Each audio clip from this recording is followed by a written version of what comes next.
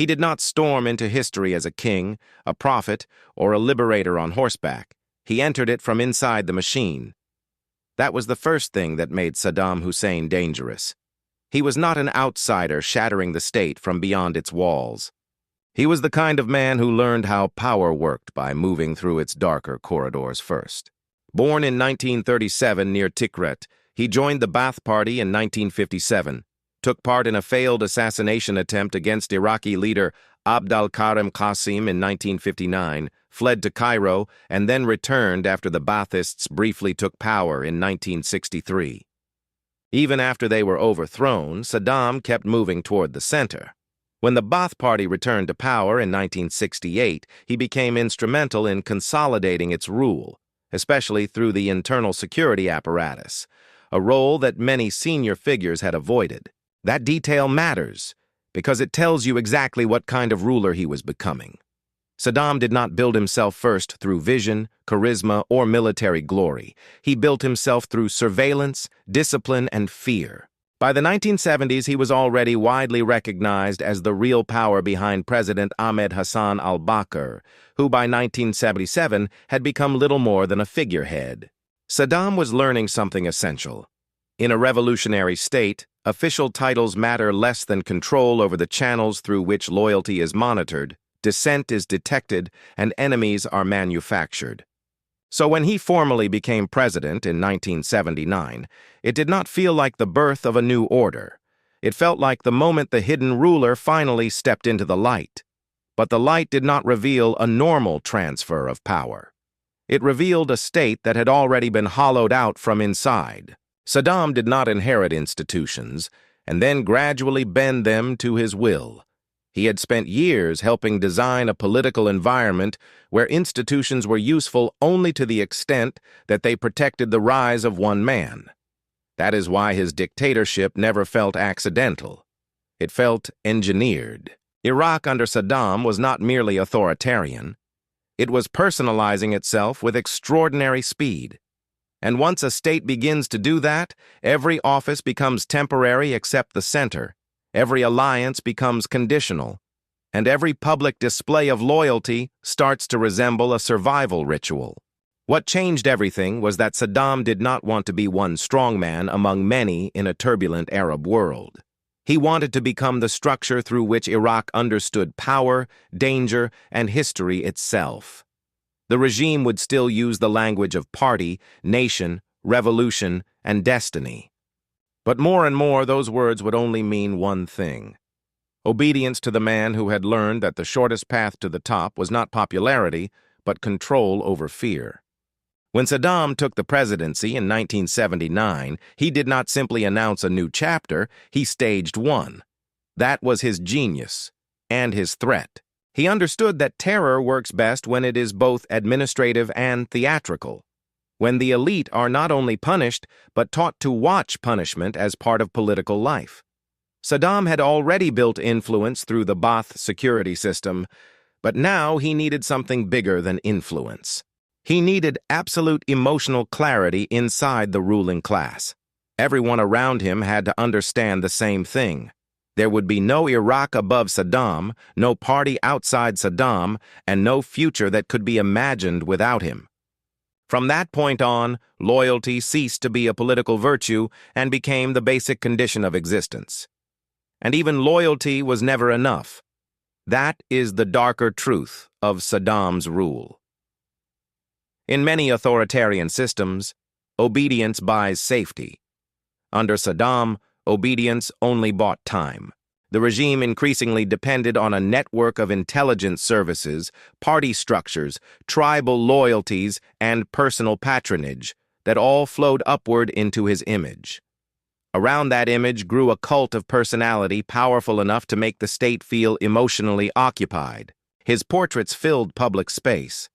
His speeches carried the weight of national ritual. His life was retold as myth, his decisions as destiny, his survival as proof that Iraq itself had chosen him. But cult alone was never the whole system. The cult worked because it sat on top of fear. Saddam ruled like a man who believed the state should not merely command outward compliance, but colonize private expectation.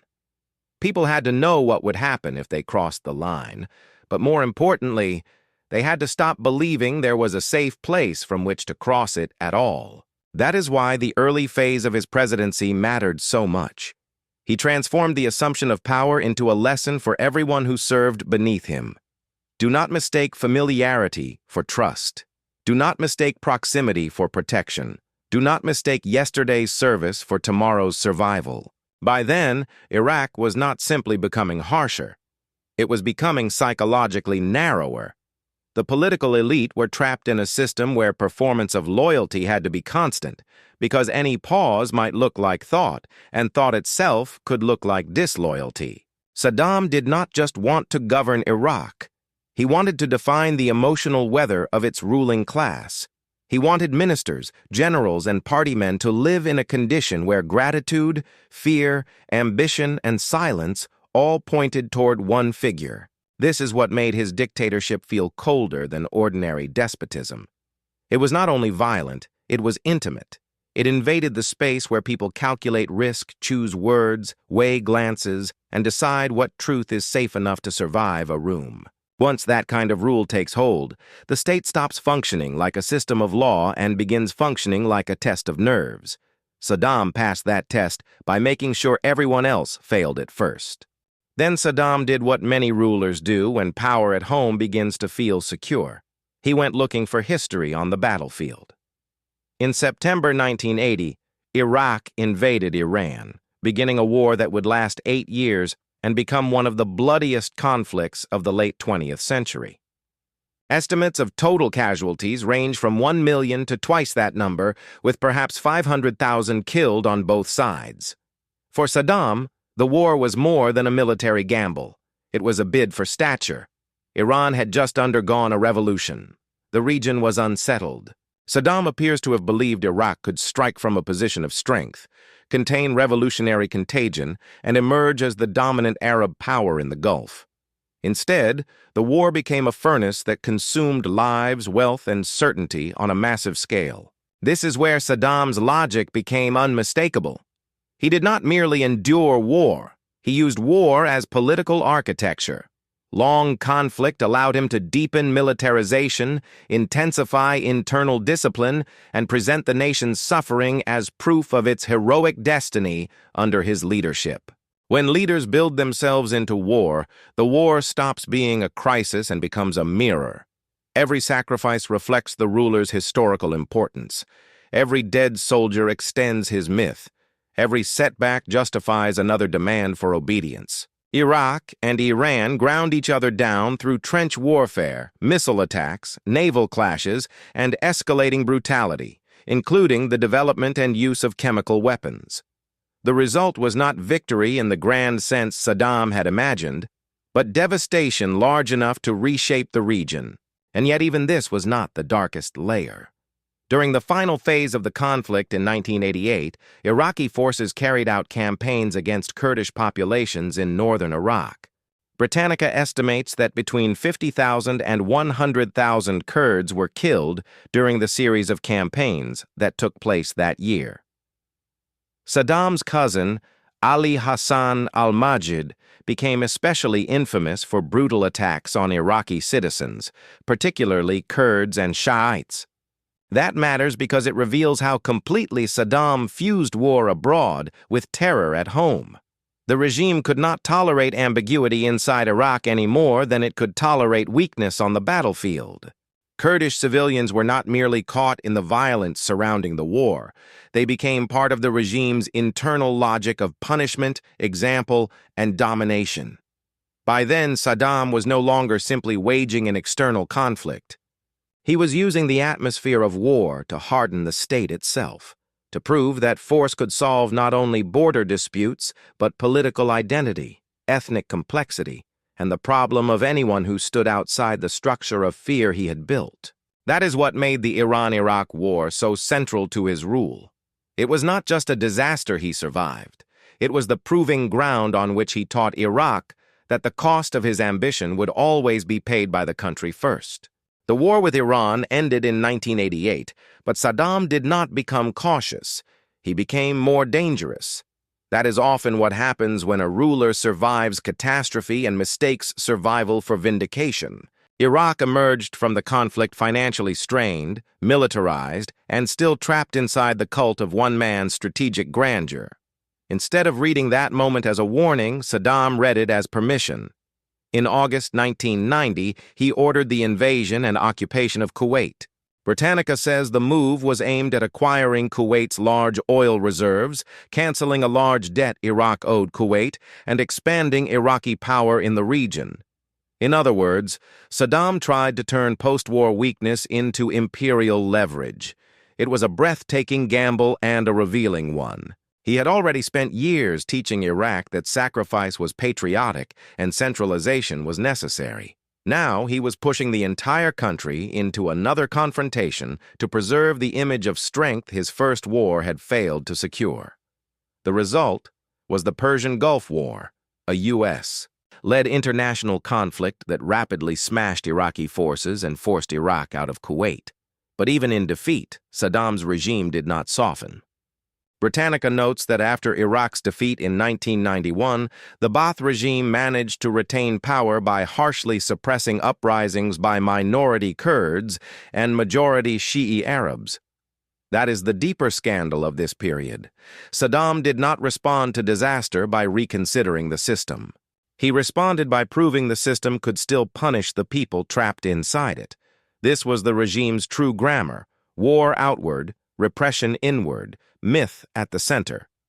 Sanctions and isolation followed, and ordinary Iraqis absorbed much of the suffering. The country's economy deteriorated. Daily life narrowed. Yet the state remained emotionally occupied by Saddam's image. He was still presented as the indispensable guardian of Iraq's dignity, even as Iraq itself was forced through depletion, fear, and humiliation. That contradiction is what gives the Saddam story such dark force. He did not merely injure the state through reckless ambition, he demanded that the injured state continue worshiping him as its protector. And because he had spent years building power through security networks, patronage, clan ties, and coercion, the regime remained standing long after it had ceased making rational sense.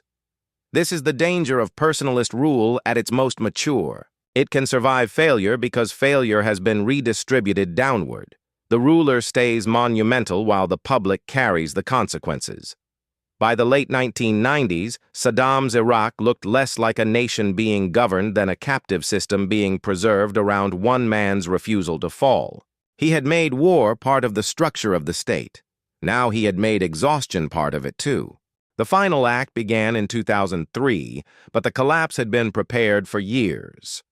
A system built around fear can look solid from the outside long after it has stopped generating genuine loyalty inside. When the United States and Great Britain invaded Iraq in March 2003, the conventional phase of the war moved quickly. Britannica describes it as a brief, conventionally fought conflict in which Iraqi military and paramilitary forces were rapidly defeated. Baghdad fell. Saddam vanished from the presidential stage and entered the mythology of disappearance, releasing messages, appearing in rumor, and trying to survive as a symbol after he could no longer survive as the state. That transition mattered. For decades, he had governed as if Iraq and Saddam were inseparable. Now the regime was gone, but the country remained, broken open by invasion, state collapse, and the violence that followed. In that sense, Saddam's final failure was not only military, it was structural. He had built a political order so dependent on personal control that when the center was destroyed, there was very little institutional legitimacy strong enough to catch the fall. He was captured in December 2003, then tried before an Iraqi tribunal. In November 2006, he was found guilty of crimes against humanity, including willful killing, illegal imprisonment, deportation, and torture, and he was sentenced to death by hanging. The execution was carried out on December 30th, 2006. But the ending, stark as it was, did not close the scandal. If anything, it clarified it. Saddam Hussein did not just rule Iraq brutally. He transformed the state into a vessel for personal dominance, then drove that vessel through war, repression, imperial fantasy, and collapse, while insisting that endurance alone proved his legitimacy. He turned loyalty into fear, fear into administration, and administration into an extension of his own survival instinct. That is why he remains such a powerful figure for dark political history. Not because he was merely cruel, though he was. Not because he started disastrous wars, though he did. But because he built a country where violence was not an emergency measure. It was part of the operating design. Under Saddam, Iraq did not simply suffer from dictatorship. It was reorganized around the assumption that one man's security mattered more than any institution, any border, any minority, any truth, and eventually, any future. And when rulers do that long enough, the fall never belongs to them alone. It keeps moving through the country after they are gone. Saddam's body was executed in 2006. The structure he built had already condemned Iraq to something far longer.